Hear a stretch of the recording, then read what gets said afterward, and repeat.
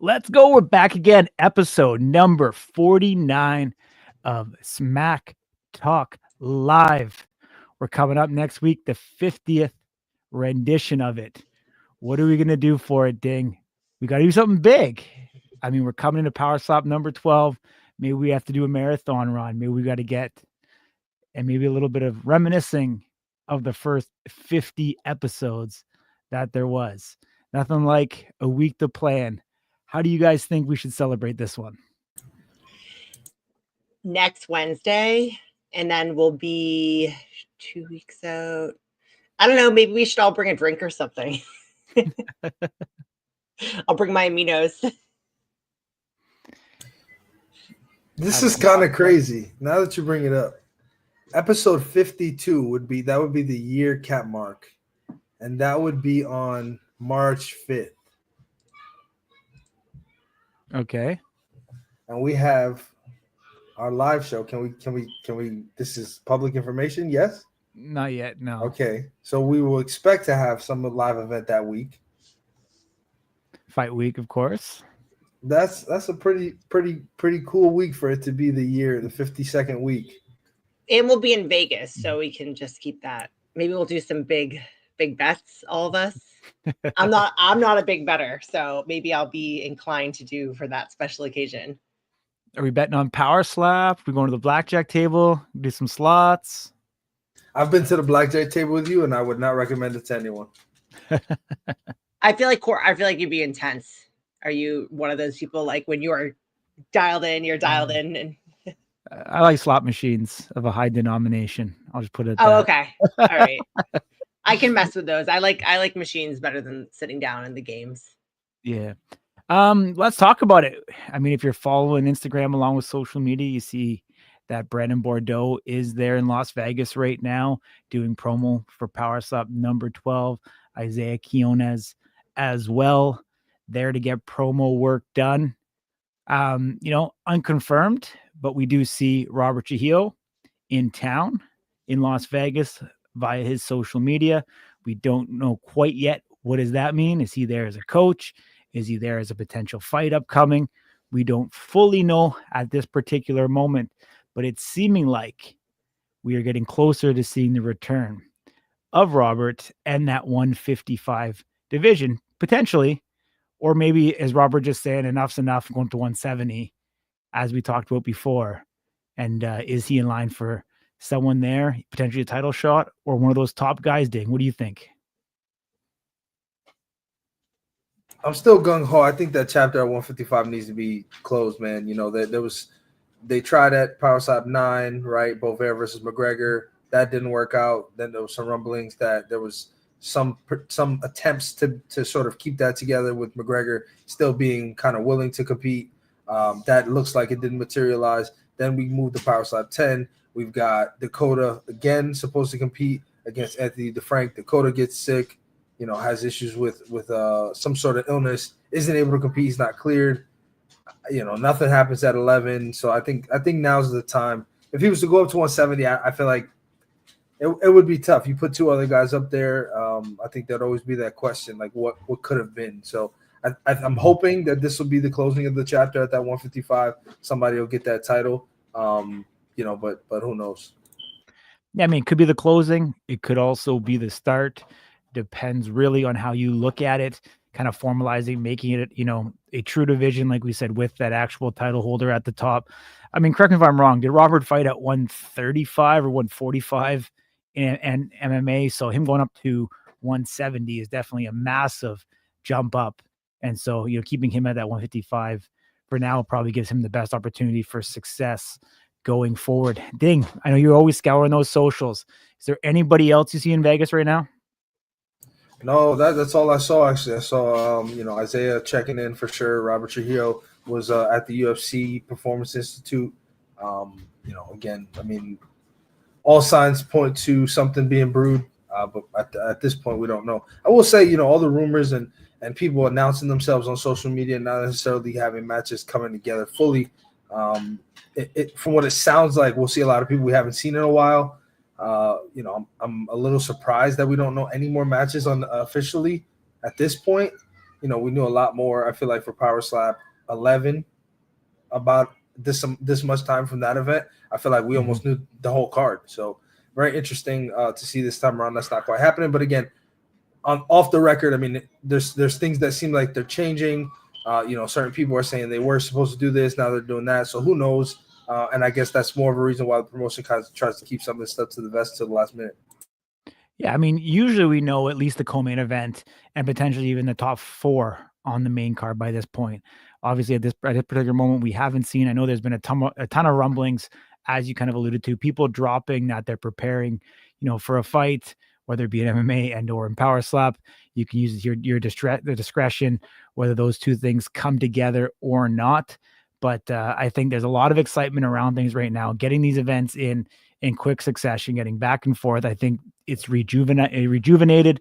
I think not only the fan base, but also the roster. And it's giving guys opportunities who may not have, come out of early season title 2 or 3, victorious in their weight classes, additional opportunities to be able to compete and fill it. Last time we seen, I think it started 14 fights they had in Saudi Arabia. 15. I believe one of them 13, 15. So started at 15. I know some of them fell apart. They also had some alternates in there as well. And, they're wanting to get more talent into these divisions, make it bigger and deeper. So we'll see how this card kind of comes together. But let's move on. We got a special guest waiting in the back. We'll call it the digital green room for right now. One Mr. Wesley Drain. Last time we seen him at 170.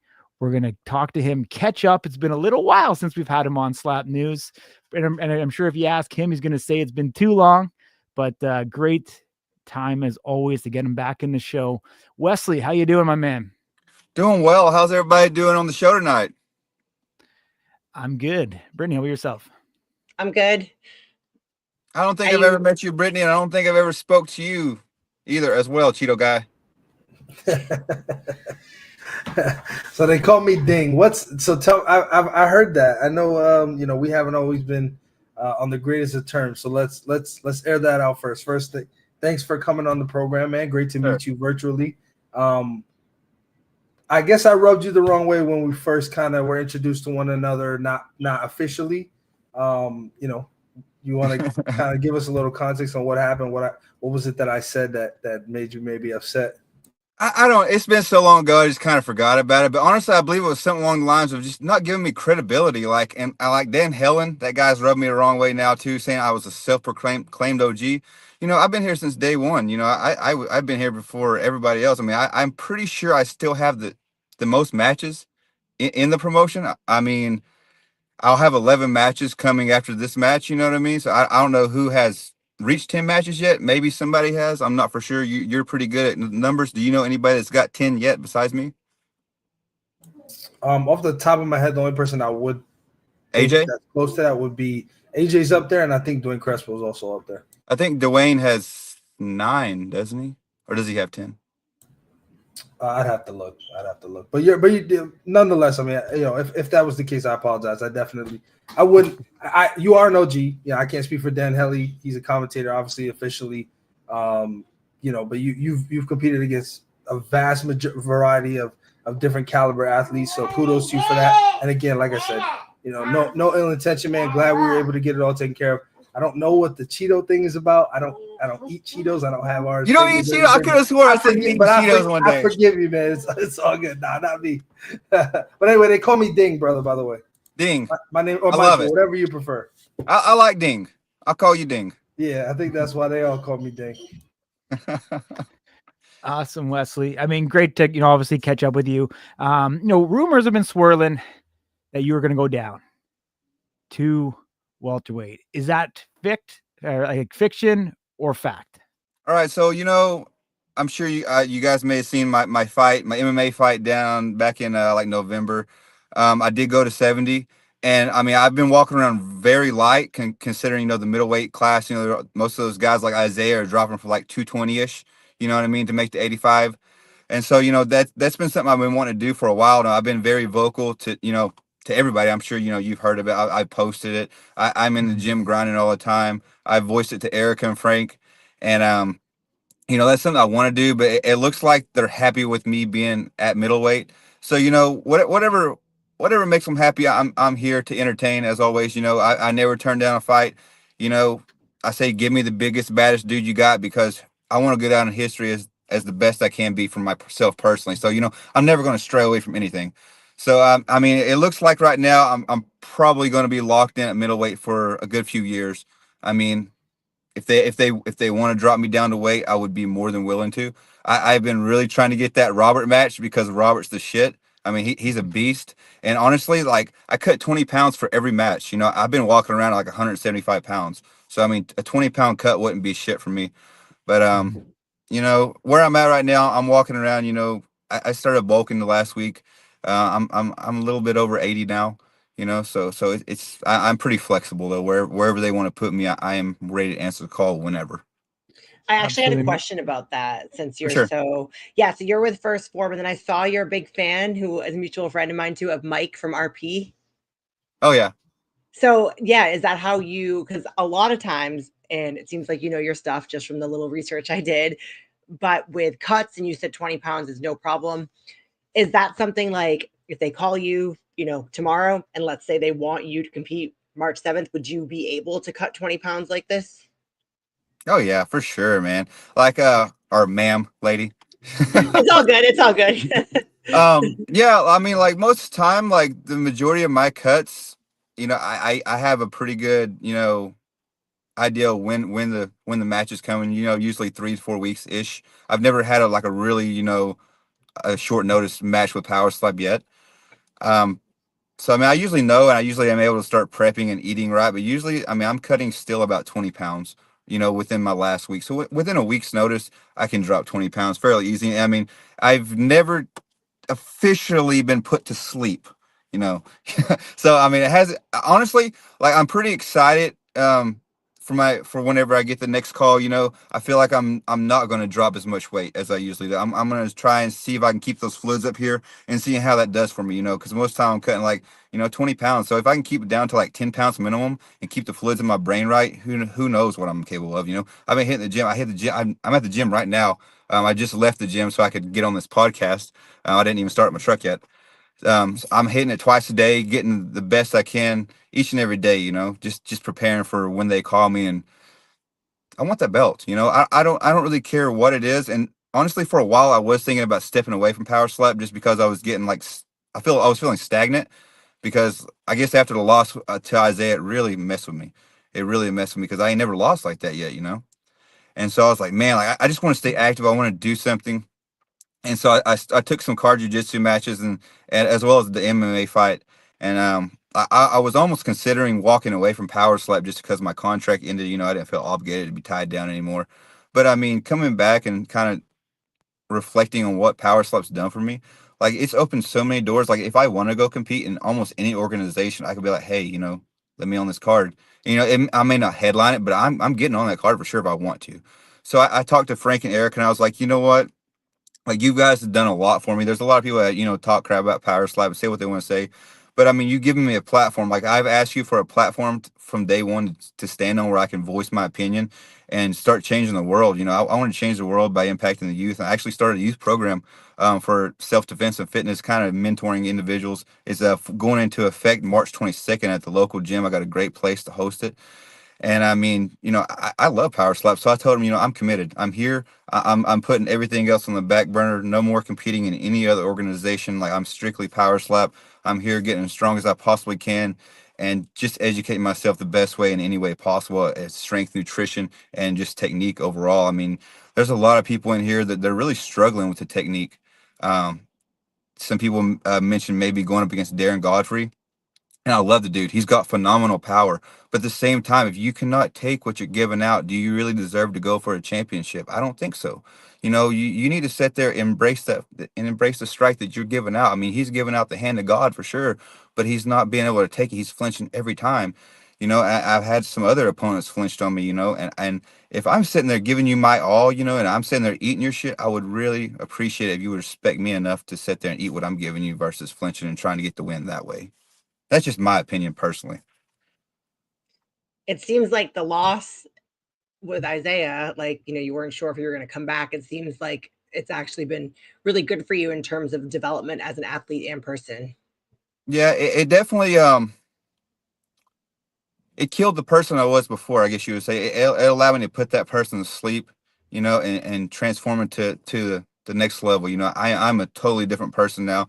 All around, like I was I look back on some of my matches and I'm like, man, I'm a cocky asshole when I'm on the stage. I may not say much in interviews, but like the things I do on stage, I'm like, fuck, I was really that guy, like shit.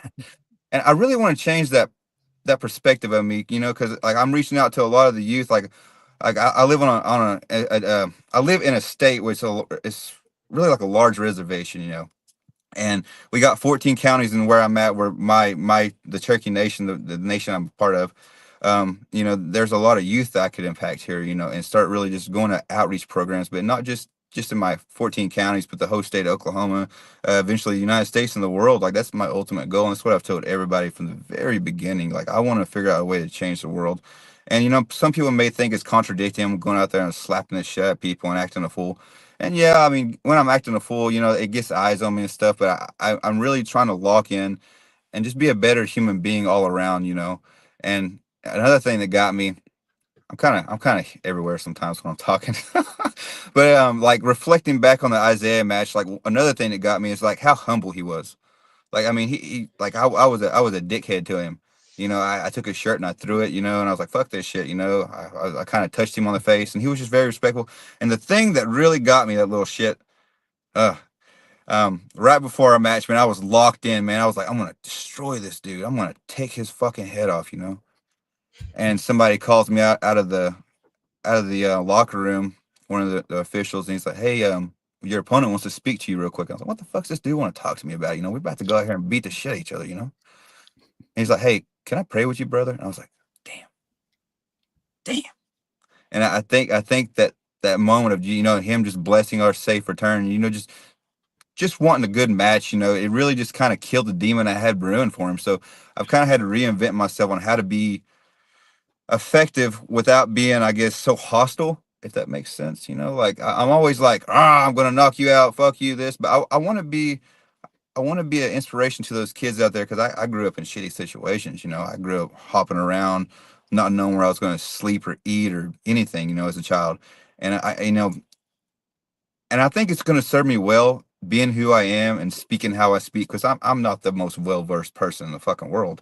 But at the same time, the kids I'm trying to outreach, like these kids don't know shit. They're out here in the boondocks, man, with no way to get to town, no way to get to classes, like no way to get any information, like, hey, financial information, nutrition, just overall well-being, how to think better, how to not think in these depressing times that you're living in. There's always a way out. Like I remember being that kid, like 14, 15 years old, watching Chuck Liddell and Anderson Silva on like fucking DVDs, and I was like, man, one day Dana White's going to be my boss. And it's regardless of how it came out to be, like that dude's writing me checks, you know what I mean? Like I'm out there performing, and he's speaking on my name, like saying I'm a badass dude, like in the first ever season of Power Slap, wrote the title. So I was like, it gives me something to stand on and be like, hey man, there's always a way better than what you're doing. And like, I really think, like at the end of the day, like when we all die, because eventually everybody dies, right?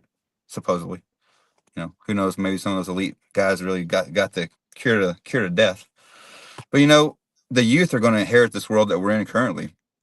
So I mean, the only way to truly, I think, is change the world is like once everybody that's doing wrong right now dies off, and we can like really impact the ones that are going to be inheriting it. Like we can make a great change, And the way I look at anything in life, it's really changed my life. Just looking at things like this, but like I tell myself, like everybody that you ever known in life that has done anything great has done it in one lifetime. So why not me? Why not you? Why not anybody? Like you have one life, and there's been people that's done spectacular things in one lifetime.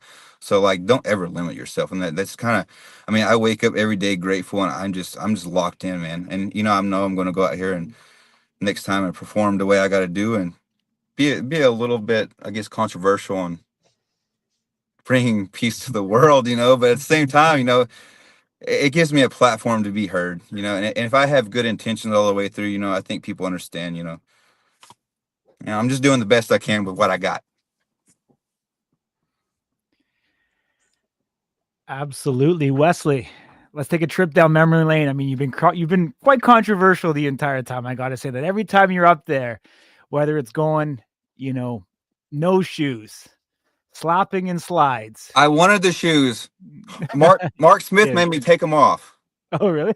Yeah, like so we You was in the, I'm sorry to interrupt you, but I just want to I want to let you know what happened. So we was in the rules meeting, and I had my slides on, and I was rocking my slides. I was like, man, I'm taking Isaih out, man. I got my Lucky Mojo shoes on, man.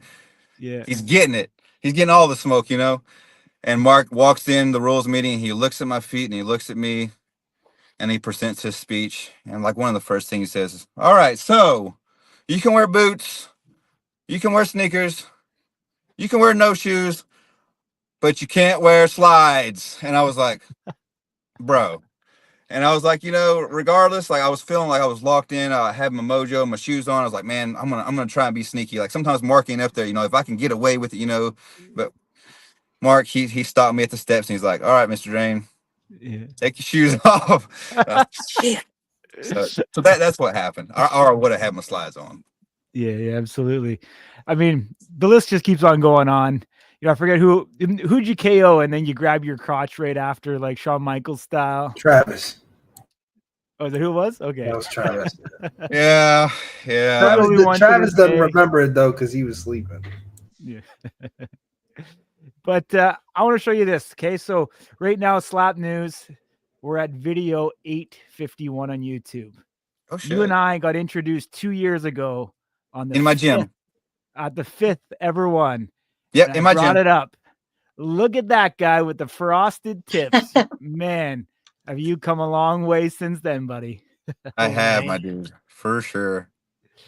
I remember it was just you. I remember, like, I love, like, I'm not hating on anybody else, but I remember, like, when me and you first spoke, I was like, man, this guy's so. I remember even telling you, like, you're good at this, man. You're so professional. You're well versed. Like, I was like, man, I'm horrible at these interviews. And you're like, you did good. You did really. I was like, you're my guy. Like, for real. Like, those were the days. Like, at the very beginning. I mean, I love these. We're evolving. You guys are awesome too.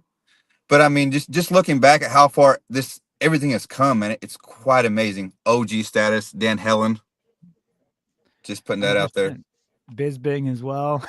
Yeah, it's crazy, but the thing is, we're all kind of making it up as we went, man. I mean, I was new into the game as well on the media side. Went to Vegas, didn't have full media credentials, doing interviews. I'm sure you probably remember in the hotel lobby of all places. It was wild. Now we're doing live shows at Stadium Swimming Circa, but I mean, it was done in literally, like we said, a hotel hallways at Palace. And so, man, it's all come full circle now, and things keep on moving. It's crazy to think it's been 2 years already. I say in a lot of ways it feels like 10 with how how fast things move, but in a lot of ways at a blink of an eye. One last one from me. Is there rumblings? Could we see at 12? I don't want you to give away anything you shouldn't, but is anything imminent with you coming back? I mean, let's just put it this way. I haven't signed shit, but I sure have been asking. And I mean, I haven't signed nothing, but I've signed some shit in my little journals I write in. I mean, manifesting is real, and I'll be writing in my journals. And let's just put it this way. There has not been a time where I haven't put something in my journal and it hasn't happened. I mean, I have strong faith in what I'm doing. And I mean,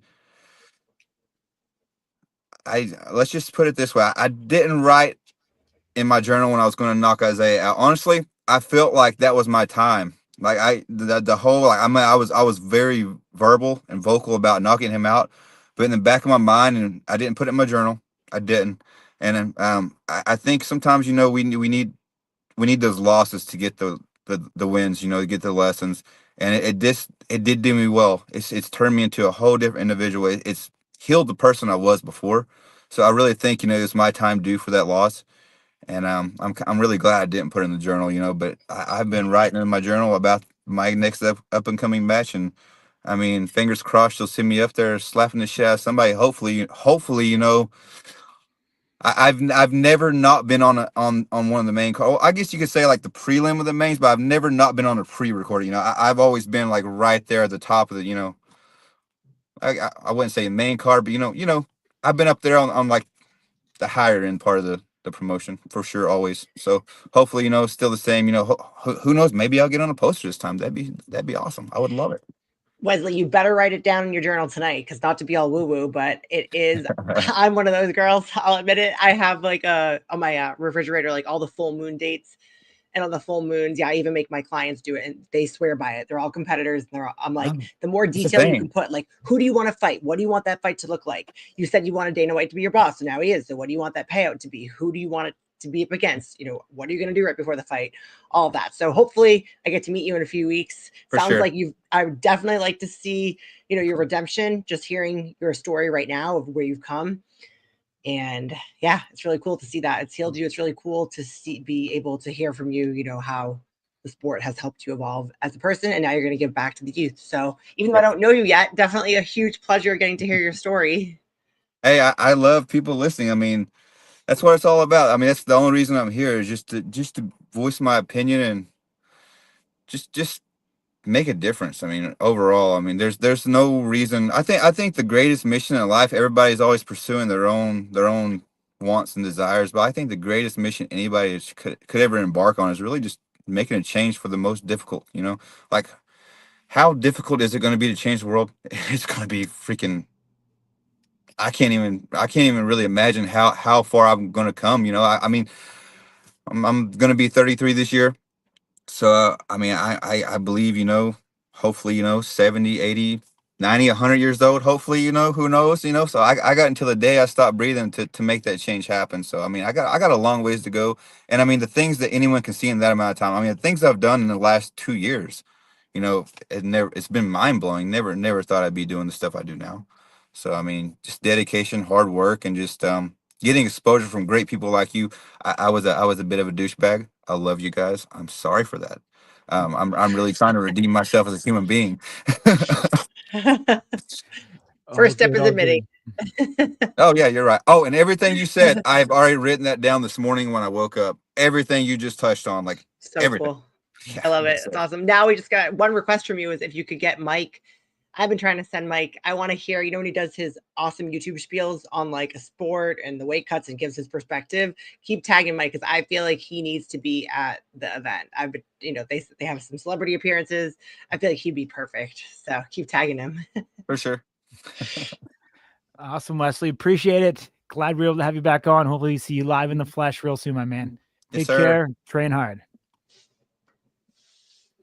All right. Catching up with Wesley Drain. Great to catch up with him, seeing that he's going to stay there at that 185 division. We've seen El Perro making a little comment there, wanting him to come back. Some unfinished business, but I think it's good overall. Ding, you glad to get that monkey off your back right in the beginning, air everything out, get the Cheeto fingers thing done? Yeah, I don't know what the Cheeto finger. I never knew what that was about. I don't know if I definitely was never eating Cheetos on camera. I can promise that, but I'm not sure if maybe I did eat something and he saw that. I'm not, whatever, but it's all good. It's all love for Wesley Drain. One thing that I'm interested to sort of highlight is that middleweight looks a whole lot different today than it did, the last time Wesley Drain was kind of up there. I'm sure that for him, it feels like it's kind of gone downward, but for us on our side, it's just new talent, right? And seeing how those matchups happen, who would do well against who. I mean, he just touched on Darren Godfrey, right? Those guys today are now right next to each other in the rankings, right? Wesley being number 4 and Darren Godfrey being number 5. So definitely very interesting. And I think ultimately, obviously Isaih exiting, AJ coming in, being at number 3 for a minute, and then going down now to number 7 without any real difference. He only had one match at 185, so we'll see what that future holds. But realistically, the only 2 guys he's really super familiar with in that division are Isaiah, the champion, and John Davis, number 1. He hasn't competed against Brandon Bordeaux. I'm sure he doesn't know much about him because Brandon was coming in as the last time Wesley was up there. Isaih, as I just mentioned, is exiting the division. From what it sounds like, from what he said, temporarily. He knows who Darren Godfrey is because he was there in the very beginning, but he was out for so long. You got the Chief. All points would assume he doesn't know who the Chief is. He doesn't really know anything about Garrett Grimes, Eddie Brahimir.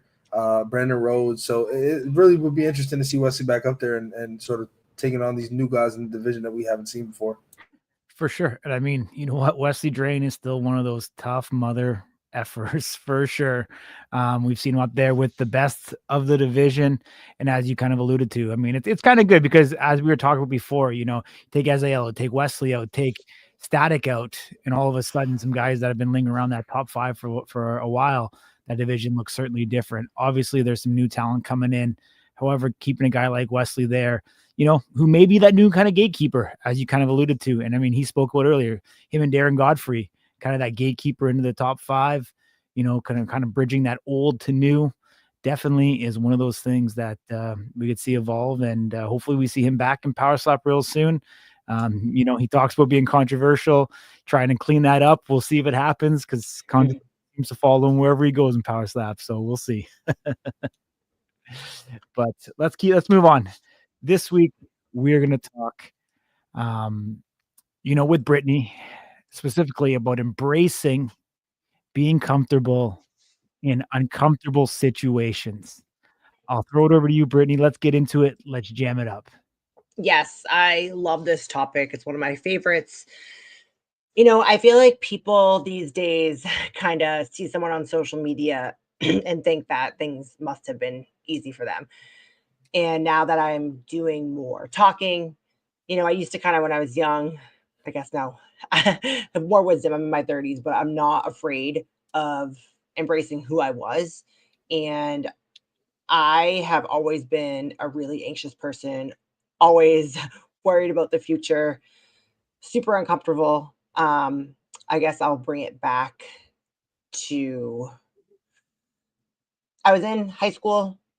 My parents were typical, very blue collar. I'm from Massachusetts. Like, no one went to college yet. They didn't really believe in it. They just said, like, get a job. And I was like, nope, I'm going to college. And they said, well, how are you going to pay for that? I said, I'll figure it out. So I was planning on getting a scholarship for track. That was my sport.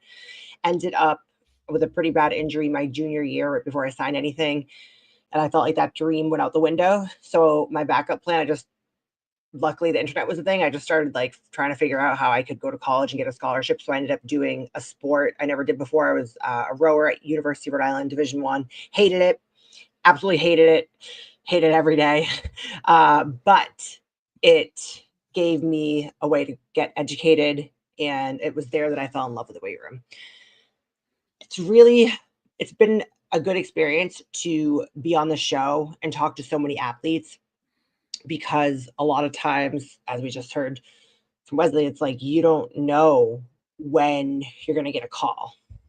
And to be sitting there waiting, it's like, okay, do I go forward and train and try and make myself a name, even though I don't know what's going to happen? Or B, do I just kind of sit back and wait for things to happen?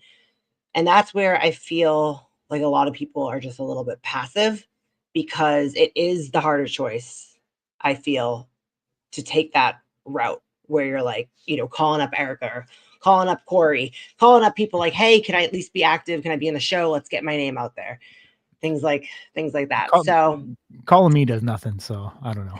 I got. Well, I mean, I know you can't. Like, no, you do. I mean, you're helping get these athletes, you know, a platform. You are like you're the first person that they sometimes, you know, on here talk to, and all the comments. I'm going to put the comments on, so if anyone wants to say anything. I appreciate that. Yeah. It's kind of funny. I don't usually like talk about myself like this. So if you guys want to ask specific questions, that's fine. I kind of want just to focus on different. So there's physical discomfort, of course, mental and emotional discomfort, which we touched on, and then the uncertainty of competition. I'd love to hear from you guys too. Personally, I feel that physical discomfort is the easiest of the three of those. How do you guys feel about that? Yeah, I mean, physical discomfort, obviously it's easy to see. I think a lot of it, you know, you can see if you're related to Power Slap, you can see when someone's dazed. You can see when you're in the weight room, the physical pain or the exertion that you exert. So I think that's one that is easily identifiable. I think people can probably relate to it in some sense, but obviously we know in any professional sport, when you get up there and you feel that discomfort, There's that famous line, where the fight doesn't start until you get hit in the face, because it's, how can you adapt? How can you relate? How can you continue on and stay focused when you are discombobulated, when you're not fully mentally, aware and in that state?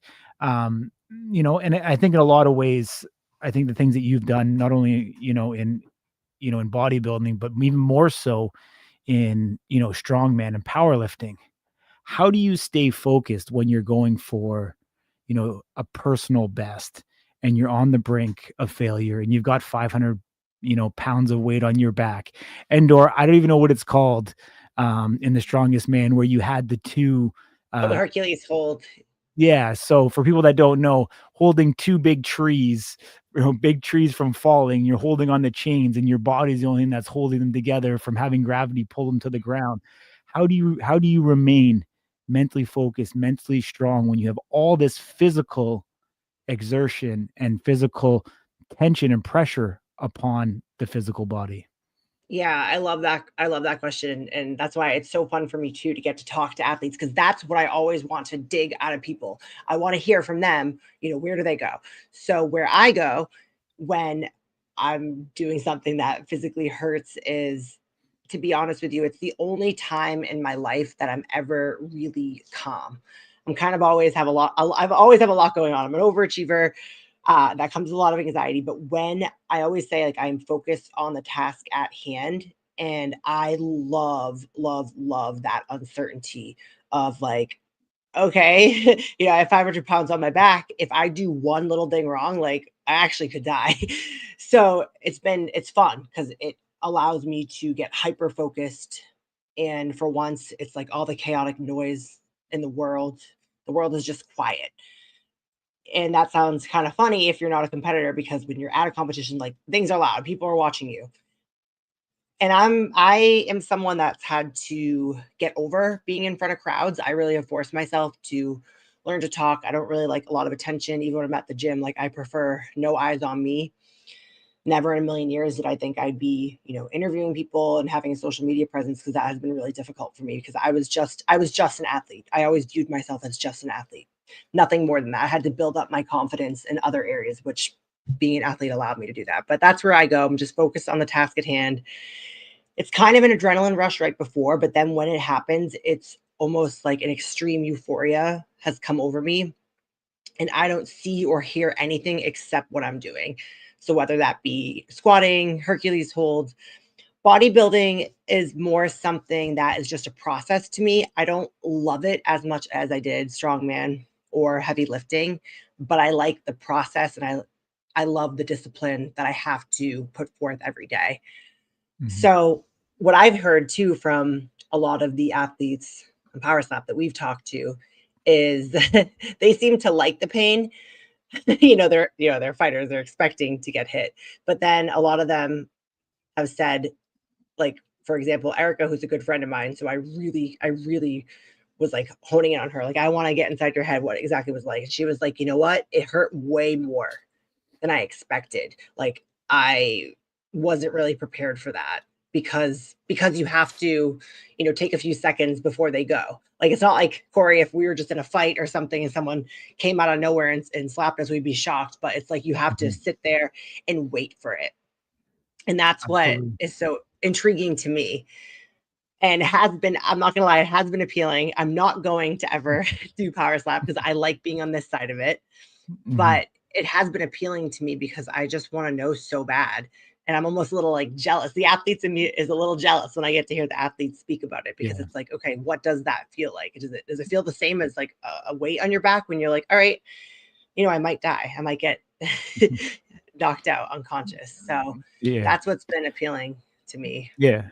High performing athletes often talk about being in the zone. And what does it mean to be in that zone? And if you haven't experienced it, it's something like no other. It's almost like playing a video game on cheat code, because when you're in that zone, the entire world slows down. It's almost, you have a heightened sense of alertness and awareness to what you're going on. It's a very euphoric feeling. You actually you essentially lose all that tension and stress that you have upon your body goes away, because you're in an ulterior, you're in an alternative state of mind, state of thinking, that you already know what's happening. You already see what's happening. The world is moving slower than it is in real time, which gives you that advantage to be able to make the necessary moves. And you hear the best, whether it's Michael Jordan, Wayne Gretzky, regardless of the sport, they have that different advantage because they're able to mentally use that mind to be able to overcome the obstacles that are in front of them. So Brittany, now when you get in that uncomfortable state in the physical, how do we transition that mental? What are the things that we can do mentally to be able to overcome that? That's such a good question. For me, and what I also tell my athletes is to remember that moment and then really do work, like journal, as a lot of people that seems to work, or audio if you're more someone that doesn't like to write. Something so that you can remember in as much detail as possible how it felt physically. That way, when you're in a different state, emotionally, if you're in like a turbulent time or something, you can relate back to that, because like you said, it's a euphoric feeling.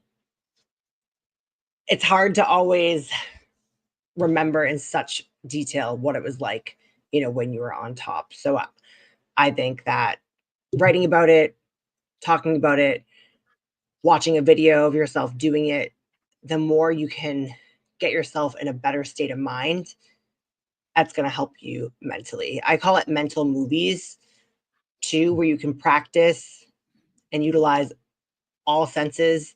How did it smell? How did it feel? Taste, all of that.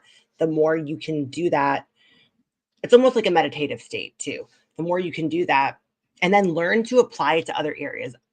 I feel that is something that a lot of people don't do, because I even admitted it earlier myself. I had confidence as an athlete, but I didn't have a lot of confidence in other areas. So once I started doing those mental movies for other things, I realized that I could apply it to something other than just, an athletic advantage. It still takes practice, just like anything. Like, you can't just do it once and it's going to be magic. You have to always keep going with it. Does that make sense? I feel like I'm kind of going on a little bit of a tangent. Yeah, no, for sure. And, I think it's been, said where growth happens where discomfort starts. Do you agree? Yes, I agree. And I heard a saying once, saying that ignorance is bliss. And that goes to show you there are some people in the world, they're happy, they go on, but they don't really care too much about reaching goals or achieving things. And that's fine. But a lot of people aren't hardwired like that. I know I'm someone that if I'm not working towards something, I get stagnant.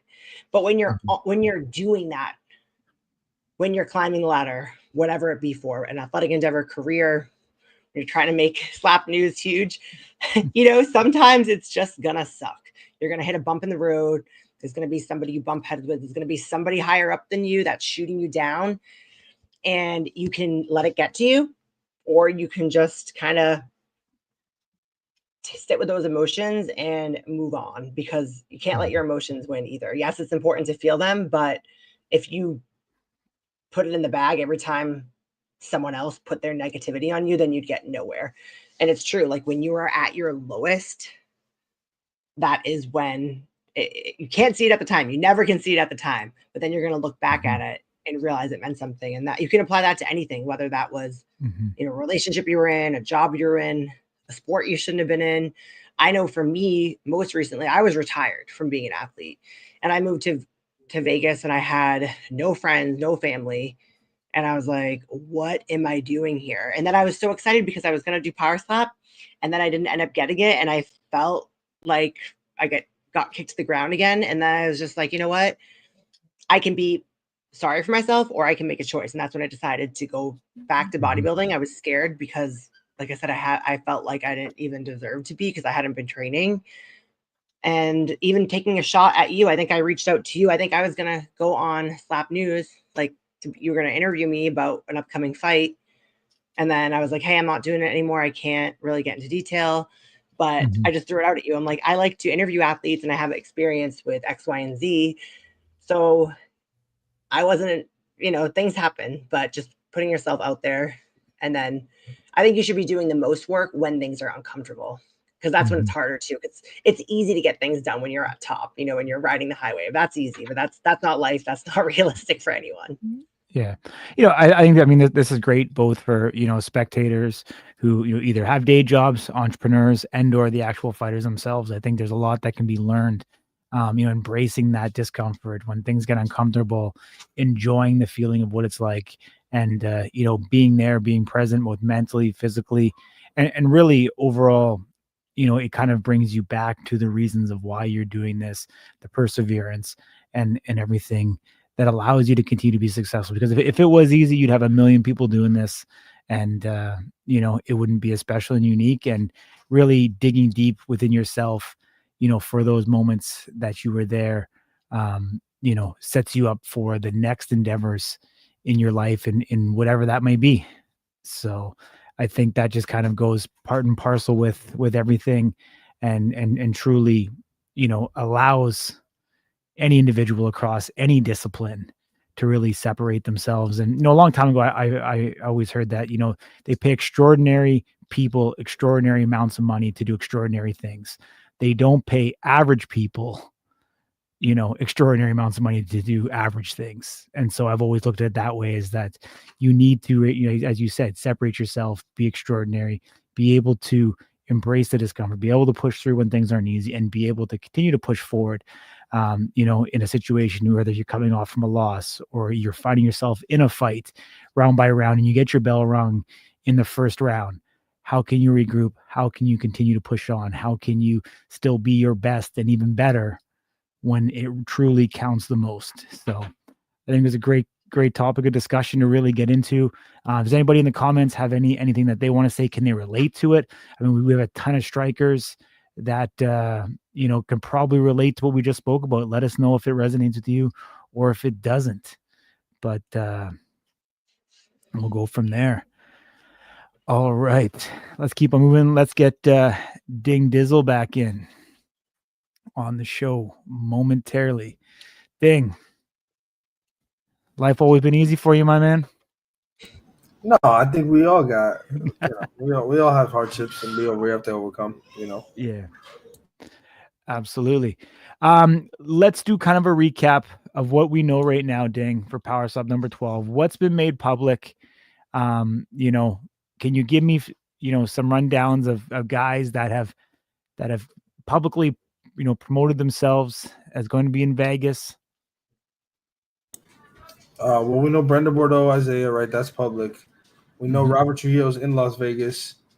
We know Michael Michelle Brown said she was doing a cut for something. We don't know if that's a Power Slap something or something else. KO Chris said he'd be the first guy to take out a UFC fighter. I don't know if that means he's trying to go back to MMA or what.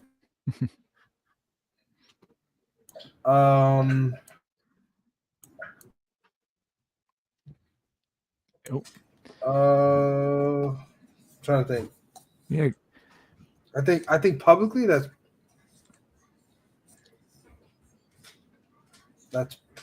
probably the extent of it. All right. I think we may have heard something.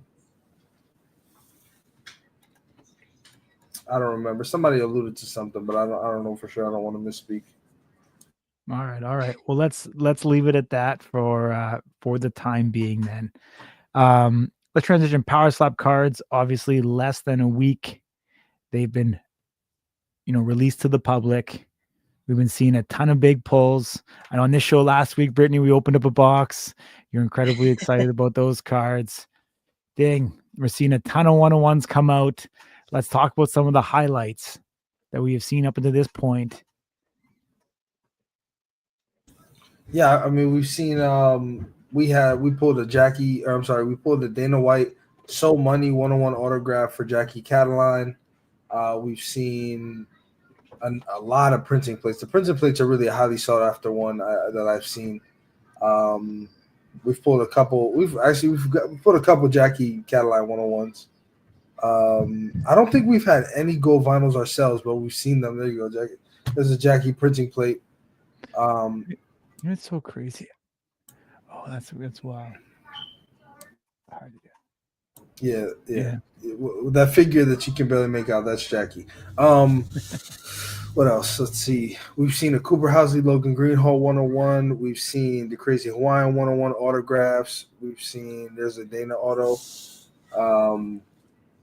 We've seen the Paige Van Zandt printing plate 101, Nate Bernard printing plate 101.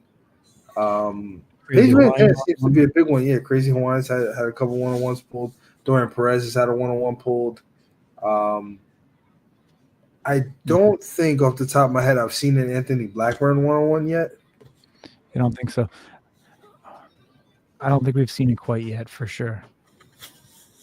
Let's see. I don't know if I've seen a Dumpling 101 either. I think I may have seen one. If I can. That's a Savage John Davis autograph out of 10. I think people are sleeping on these Savages, man. There's not a lot of talk about it. Obviously, there's not as many parallels in it, so there's not a lot of people kind of getting in on it. But I think people are sleeping on it. That's what I believe. Yeah, I like the Savage inserts. What I have not seen a lot of 101s of are the die cut handprints. And those are sweet. It's denoted by that gold trim around the hand. I think I've only seen one, and I don't remember off the top of my head who it was. Okay. Yeah, well, I mean, obviously the product's out there. We know that Paige Van Zandt is probably still breaking some of that product right now. And obviously, as you guys do know, we're breaking it on Whatnot continually. Dang, when's that next show? When will we open up more boxes? Yeah, we have another show on Whatnot tomorrow night, 9 Eastern, 6 Pacific. I don't want to be a salesperson, but I'll be a salesperson. The generally when we do hit draft, which is it's essentially pick your card, right? But it's randomized so that it's randomly selected what the pecking order is. We open up the whole box, you pick your card in order based on where you fall in the randomizer. So Jackie Cataline got that Dana White 101 So Money autograph off of a spot that we charged $13 for you to get. So if you're looking for great value, I've seen people doing pick your athlete, charging anywhere from $20 to $50 per spot. In some cases, for the bigger ones like a Dumpling, a Wolverine, a Paige Van Zandt, a Dana White, they're charging upwards of $100 per spot for case breaks. So, and I don't think that's best value. I mean, if you just do the math, we're charging you $13. We don't care what you get. If it's a Dana White So Money 101, you pay $13. If it's a, I don't want to say anything bad about anybody, but pick your lowest tier fighter that you care the least about, and you hit their base card out of 149, you're still the same price. So definitely, and it's very fun also, right? Because none of us know what's in there until we open it. That Dana White 101 So Money autograph was incredible, and it was not expected. No, we were kind of coming along. We weren't really having a ton of Dana autographs, and then bam. There's the Dana autographs of all Dana autographs. For sure. And that's tomorrow at 9. You said that you're doing the next opening? On Whatnot. All right. Awesome. We'll post that link up. We'll make it happen. Appreciate everyone for joining in. We keeping the streak alive. Next week, we're back. Episode number 50. And as Ding alluded to, 52. You can expect something from us live in the flesh, an opportunity for you to come and experience it all in person. Appreciate you both. Thank you for tuning in. Thank you to everybody who has made it this far. If you haven't done so already, hit that subscribe button, hit the like button, and the notification bell so you get notified every time we drop more content. We're dropping a ton of content every single week, and we'll be gearing up for Power Slap number 12 here with new pre-fight interviews. As the fights get announced, we bring you the betting odds as they're released. And as you know, we'll be there giving you behind-the-scenes footage in Las Vegas for Power Slap number 12. Take care. Until next week, stay good.